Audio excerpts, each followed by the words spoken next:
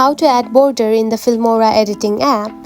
If you are using the Filmora app and wondering on how to add the borders on it, then this tutorial is for you.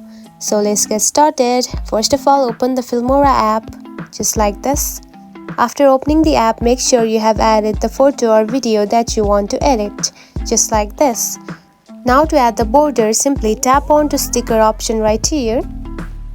Then tap on to the search bar and type border just like this and search for it. And now here we can find the borders just right here. Now simply tap onto one that you like the most, just like this, and you can simply edit it